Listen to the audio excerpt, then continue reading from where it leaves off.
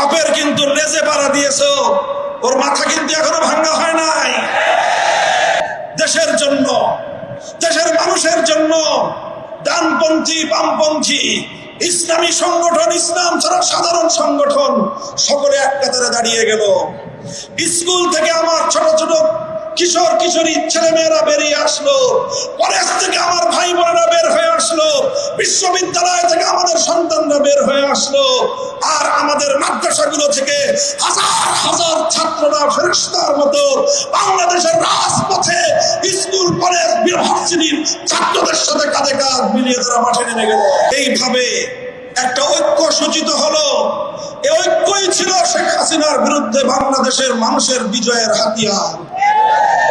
কাজে আজ আমি বলতে চাই, রাজনৈতিক মতবিরোধ থাকতে পারে, রাজনৈতিক মতপার্থক্য থাকতে পারে, কিন্তু বাংলাদেশে আর কোনোদিন ফ্যাসিবাদ ফিরে আসতে পারবে না। কোন স্বৈরতন্ত্রের স্থান বাংলার মাটিতে হবে না ইনশাআল্লাহ। এজন্য আমি বিগত এই বিপ্লবে যারা যেভাবে অংশগ্রহণ করেছেন সকল বিরোধী রাজনৈতিক মত এবং পথের লোকদেরকে আমি আহ্বান জানাই।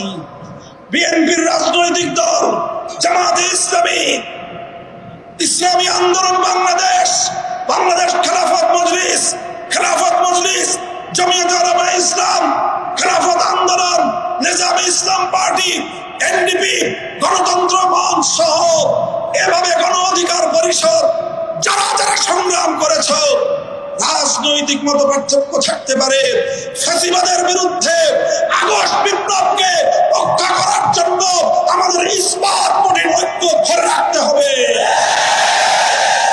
মনে রেখো, সীমান্তের অপর প্রান্তে বসে শেখ হাসিনা কিন্তু নীরব নাই, শেখ হাসিনা কিন্তু ঘুমায় না। শেখ হাসিনা আবার চেষ্টা করতেছে, আবার ষড়যন্ত্রের দানা বাঁধতেছে।